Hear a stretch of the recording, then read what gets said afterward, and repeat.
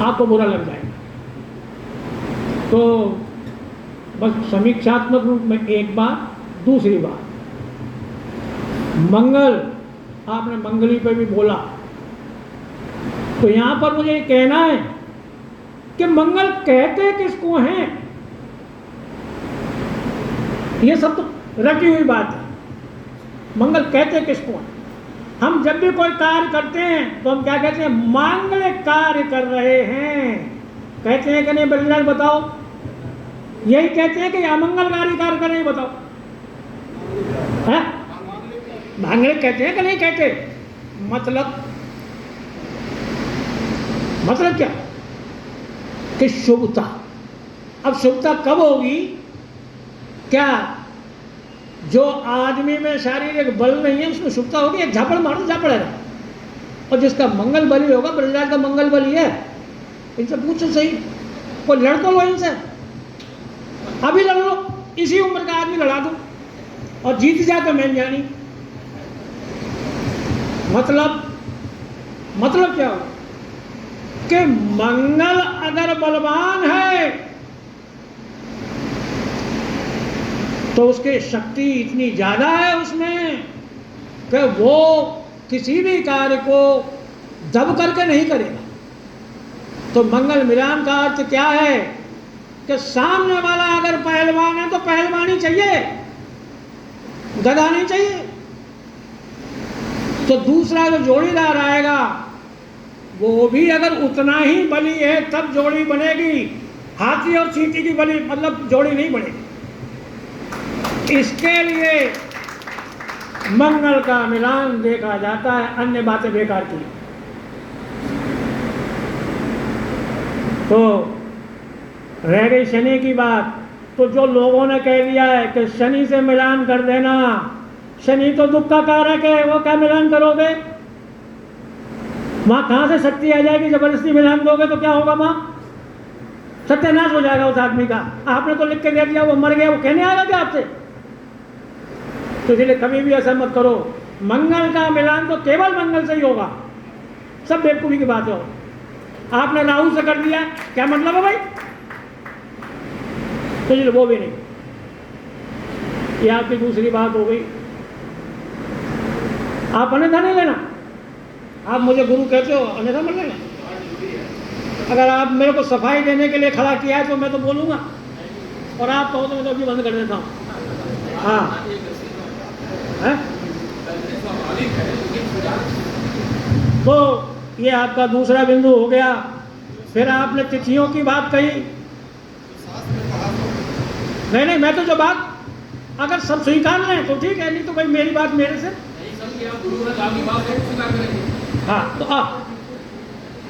अब इसके अगली बात, आपने तिथि बार बात कही, आपने राहु की बात कही। देखिए, तिथियों के अपने देवता होते हैं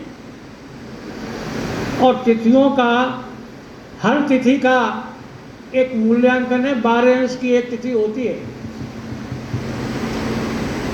उस पहली से लेकर के और 15 तिथियों को लेकर के 15 तिथियां हैं, उनको पुनरावृत्ति कर देते हैं, वो तिथियां हैं। और उनको चूंकि हमारे जीवन में चंद्रमा का बहुत महत्व है, चंद्रमा तात्कालिक गति करता रहता है, तो जो सबसे अधिक ज्योतिष में तीव्र गति है वो चंद्रमा की है।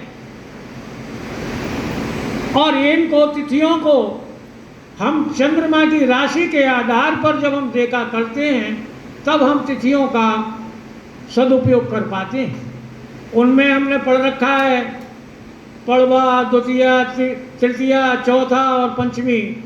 चौथ तिथि को रिक्ता तिथि कहते हैं, और रिक्ता का मतलब होता है रिक्त,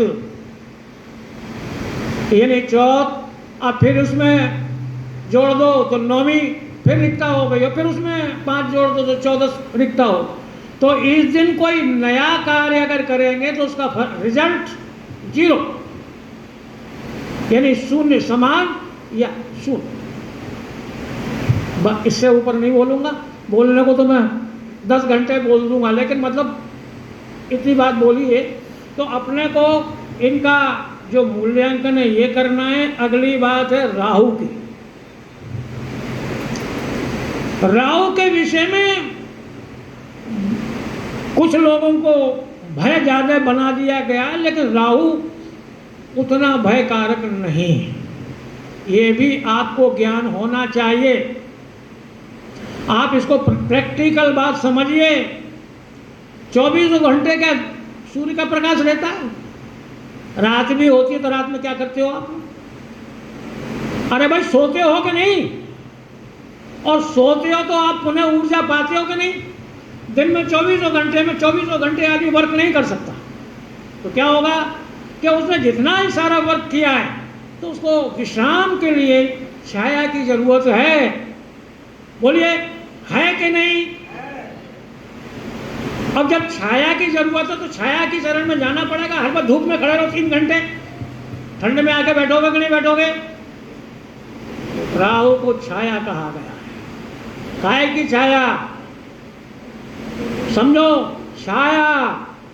जब हम ग्रहण करते हैं तो राहु चंद्रमा के साथ आता है, तब अपन ग्रहण कहते हैं, यानी छाया ने ढक दिया। राहु क्या अपने आप में कुछ नहीं है, अपने आप में कुछ भी नहीं। हम जब ग्रहण देखते हैं तो एक मोटी छाया बनती है, एक पतली छाया बनती है। तो जो टॉप पे है उसको केतु बोल देते हैं, जो नीचे मोटी छाया उसको राहु बोल देते हैं। हम देखा करते हैं कि जब ग्रहण होता है और जब छाया हो जाती है तो उसमें वेरियस वायरस आ जाती है। आज भी देख लो प्रैक्टिकल कि शाम होते एक लट्टू जला दो, मच्छर आ जाते हैं।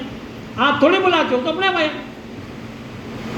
मतलब क्या हुआ? क्या वो जो ऊर्जामयी दिन था वो गया और अंधकार आ गया। मतलब क्या हुआ कि मच्छर आ गया।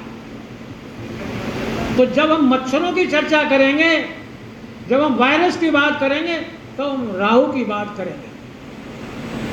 और राहु, अब आपने प्रैक्टिकली कुछ मैं शाश्वत धर्म की बात बोलता हूँ जो आपको थोड़ी समझ में आएगी, सब समझेंगे, मैं समझता हूँ, स्वीकार भी करें। देखिए, हमारे यहाँ जब आदमी का जन्म होता है, यानी बालक का जन्म होता है, तो हमारी संस्कृति में एक बहुत बड़ी बात कही है कि जैसे ही शिशु पैदा होता है तो हर प्रत्येक घर में कहते सूतक लग गए। कहते नहीं कहते? और जब वो 9 दिन शुद्धिकरण करने के बाद कहते हैं भाई अब यज्ञ वज्ञ करा दिया, अब वो सूतक नहीं रहे। व्हाट मीन्स कि जो नई आत्मा आई थी उसने उस ब्रह्मांड में एडिशन कर दिया। और जो प्रसव हुआ था, तो जब प्रसव होता है तो बहुत ब्लीडिंग होती है, उसमें एक विशेष प्रकार का वायरस होता है जो आपको दिखाई नहीं देता, उसमें गंध आती है, सूंघ के देख लो। वो नॉर्मल ब्लड से वो अलग ब्लड मिलेगा, वो फैल जाता है। कहाँ फैल जाता है? उस वातावरण में। सारे संसार को सूतक नहीं लगा, उसी जगह लगा। मतलब इंप्लीमेंटेशन क्या बात का है कि वहाँ नई घटना हुई और वो, तो उसको हमारे ऋषि मुनियों ने सूतक का नाम दिया है। आज साइंटिस्ट में कहते हैं वायरस। किसी ने देखा है वायरस कहाँ है? वो वायरस है। फिर देखो पुणे, जब आदमी मर जाता है तब क्या होता है? मरने के बाद तत्काल कहते हैं सूतक लग गया इस घर में, अब पूजा पाठ नहीं होगा। क्यों नहीं होगा? आप देखो, आपके सामने शरीर भी वही था, सब कुछ वही था। आज उसमें से कौन चला गया? चैतन्य आत्मा चली गई। और फिर देखो उसको 24 घंटे लगे, सड़ने लगेगा, उसमें से कीड़े फूटने लगेंगे। That is the virus. और वो सूतक है। हमारे ऋषि मुनियों ने बहुत पहले से, हमारे शास्त्रों में इसका वर्णन है, सूतक है। हम जानते ही। तो राहु को समझना है। Rahu is the atomic science in the scientific method. जितने एटम बम फूटेंगे वो राहु के कारण फूटेंगे। अपन तो राहु को खाली डरा ही रहे हैं, बस ये तो बुराई बुरा करेगा, अच्छा कुछ नहीं करेगा। ये सोच बदलो। जितने बड़े राजनीतिज्ञ हैं उनके राहु को पढ़ना, फिर समझ में आएगा। तो इसलिए बोलने को लंबा हो जाएगा। मैंने सिर्फ निवेदन किया है कि राहु इतना ही नहीं है। फिर पुनः चूँकि आप पंडित हैं तो आपको एक बात जान लेनी चाहिए कि राहु से दुर्गा भी कहा गया है, माँ दुर्गा का कारक है, पढ़ लेना। मतलब अगर राहु किसी का 19-20 है और राहु को काल कहा गया है, यानी कौन काल, जो आप उज्जैन जाते हो तो वहाँ जा कर के अगर शीश नभाओगे तो उस राहु की कृपा मिलने वाली है। उस दुर्गा जी के जाके शीश नभाओगे तो कृपा मिलने वाली है, बहुत डरने की जरूरत नहीं, लेकिन करना होगा इम्प्लीमेंटेशन। उसके लिए हमको ये जो इन्होंने कराते हैं श्रीमान मुकेश जी, और आप भी जाते हैं उस कार्यक्रम में, वो श्रद्धा पूर्वक करेंगे, यानी कनेक्शन होगा हमारा। कनेक्टिविटी नहीं है तो वो सब जाने से कुछ नहीं होगा। कनेक्टिविटी करनी होगी तो राहु का लाभ मिल जाएगा। तो मैं काफ़ी बोल दिया, लगातार बोलता जा रहा हूँ, ये ठीक नहीं है। तो मैं आपको इतना ही कहूँगा, आप तो विद्वान हैं और बनारस से आपने विद्वता हासिल की है, मैं तो कुछ भी नहीं हूँ, लेकिन आप कहीं गलत आकलन मत कर रहे हैं। गुरुजी मुझे दिशा दे रहे हैं, मैं ऐसा कुछ नहीं कर रहा हूँ, बस मैं संशोधन के रूप में अपनी राय रख रहा हूँ कि आप इसमें मेरे सुझाव हैं, इनको ऐसे माने, है ना।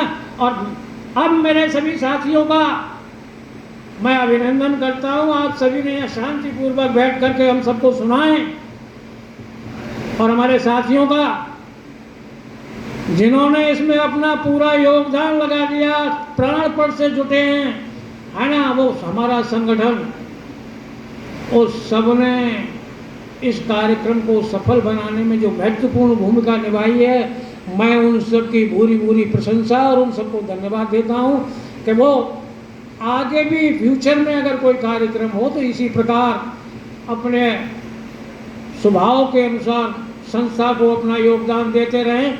मैं इस सब के साथ में विशेष रूप से हमारे महामंत्री श्री ब्रजराज जी हैं, तो मैं इनका भी थोड़ी दो बात कह दूँ। इन्होंने कहा मैं कोई वो नहीं हूँ, अब इनका संधि विच्छेद करते हैं जरा।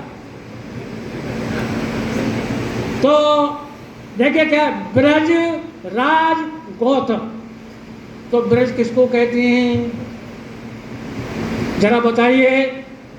तो ब्रज तो भाई वहाँ है जहाँ श्री कृष्ण का धाम है, तो वो तो इनमें बस रहे, है ना। अब राज जहाँ उनका शासन चलता हो, यानी ब्रज और राज। अब राज कैसा कि जहाँ कृष्ण जी का शासन चलता हो और जहाँ गौतम ऋषि जुड़े हों। गौतम ऋषि तो यार हमारी हिंदू संस्कृति का एक मुकुट थे, वो इनके साथ तीनों चीजें अद्वितीय रूप से जुड़ी हैं और वैसा ही ये दिखाई देते भी। अरे यार क्या कबाड़ा रख दिया। तो ये भगवान श्री कृष्ण के धाम से जुड़ा हुआ व्यक्ति, उसकी भाव में भाव कैसा है, श्री कृष्ण से जुड़ा, भगवान विष्णु से जुड़ा, राममय, उनके शासन के गुणगान करता है।